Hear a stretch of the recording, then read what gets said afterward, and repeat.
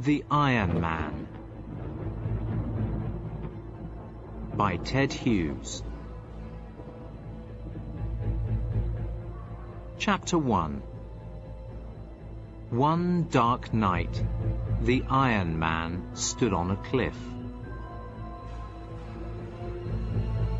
Nobody knew him or knew where he lived. He was taller than a house, and his head was as big as a bedroom. He didn't speak. He waited, and he looked at the sea. Then suddenly, he walked off the cliff and fell down to the beach. He broke on the stones. The next morning, 2 birds flew to the beach. One bird found the Iron Man's eye, and the second bird found his hand. Then the hand moved slowly. It picked up the eye, and then put the head, the arms, the legs, and the body together. The Iron Man stood up again. Then he walked into the sea. One evening, a farmer's son called Hogarth was fishing in a river near the sea. He looked up and saw the Iron Man. The Iron Man was climbing the cliff.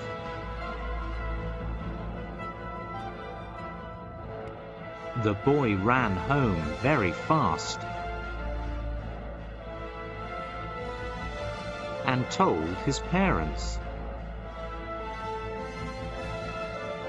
Hogarth's father got into his car and went to find help. When he was in the car, he saw some very unusual things. Half a tractor, half a van, and a quarter of a plough in the road. Was something eating them? He started to drive home, but suddenly he saw the Iron Man. A very big hand tried to pick up the car, but Hogarth's father drove away as fast as he could.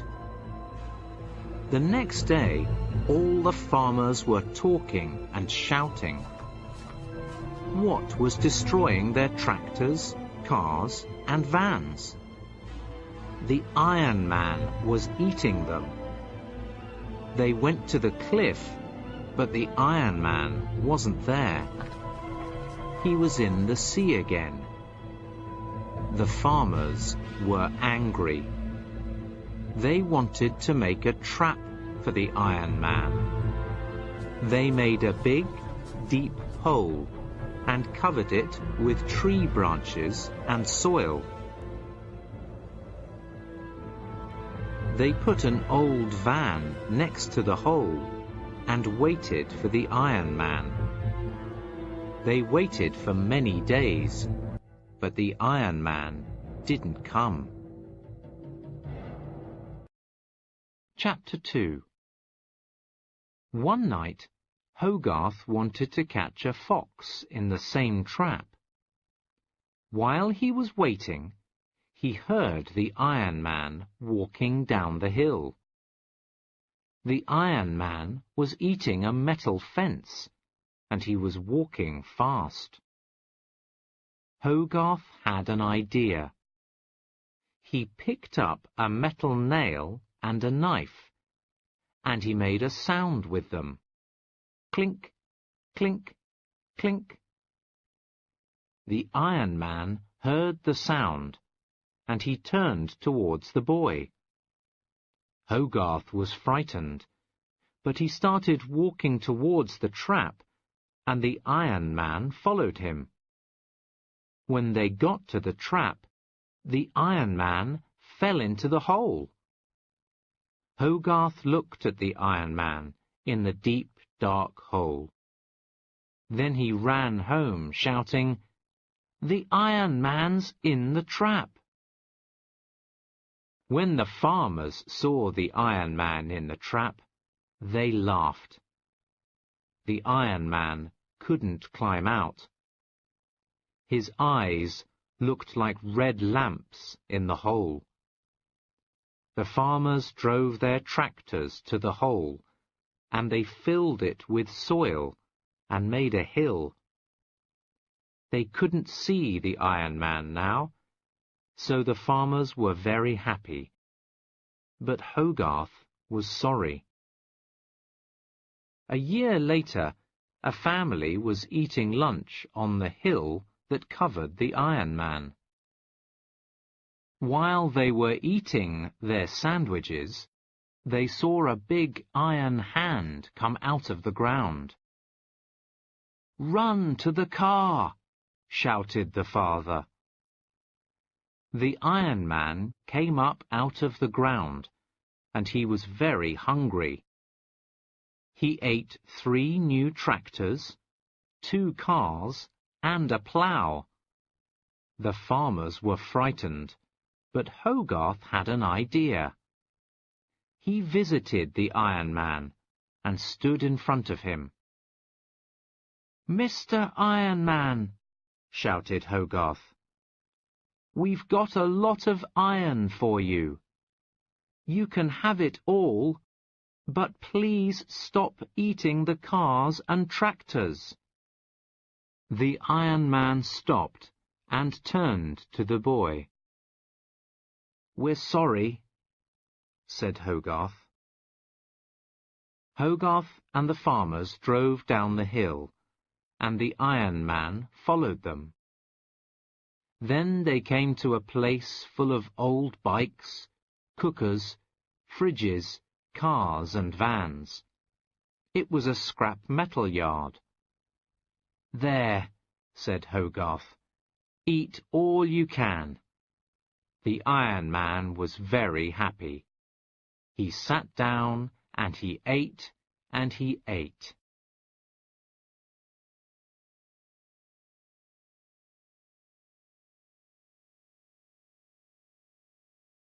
Chapter 3. One night, the people saw a beautiful star. It was red, and it grew bigger and bigger, until it was as big as the moon. Then one night, an unusual animal flew down to earth. It had 2 large wings and a long tail. It was a huge dragon, and it flew as fast as a space rocket. It landed on Australia. It covered the country, from the desert to the sea. Nobody knew what to do. They all waited. The next day, the dragon asked for food. It was hungry, and it wanted to eat people, forests, and animals. The people were very frightened, and they wanted to destroy the dragon. They tried many times, but they couldn't hurt the dragon. It was too big. Hogarth heard about the dragon, and he was sure that the Iron Man could help. Hogarth asked the Iron Man, "Please, can you think of a way to help us destroy the dragon?" The Iron Man sat down and he thought. Then he had an idea. The Iron Man went to Australia and found the dragon. "This is a test," he said to the dragon. "Who is the strongest?" The dragon laughed, because the Iron Man was as big as a tree, but the dragon was as big as Australia. The Iron Man wasn't worried. He sat on the ground and made a huge fire around him. The fire grew hotter and hotter. When the Iron Man was as hot as the sun, he stood up. He said to the dragon, Fly to the sun and sit in its fire. The dragon flew to the sun and sat there. The people watched. When he came back to earth, the Iron Man sat in his fire again and told the dragon, "Fly back to the sun." The dragon did this, but it was very hard. When the Iron Man asked him a third time, the dragon said, "No, I can't. It's too much." "Then I've won," shouted the Iron Man.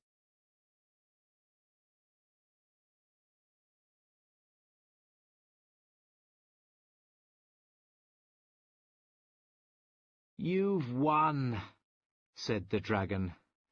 "I'll do what you want now, but I won't go back to the sun."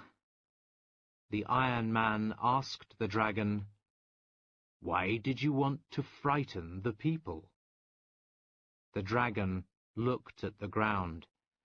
"I don't know why," he said. "I'm sorry." Then the Iron Man asked him, "What can you do to show that you are sorry?" "I can sing," said the dragon. "Good. You can sing for us," said the Iron Man. "It will make the people happy." "I will," said the dragon. So every night after that day, the dragon flew around the earth and sang. The people looked up and watched the dragon, but they weren't frightened. They liked the song. From that day, the earth became a happy place. Now the Iron Man was a hero, and all the people liked him. He went back to his scrap metal yard, and people sent him old cars, fridges, and nails to eat. While he was eating, he listened to the dragon's song. Now that the people understood the Iron Man and the dragon, they were kind to them, and the Iron Man and the dragon were kind to the people.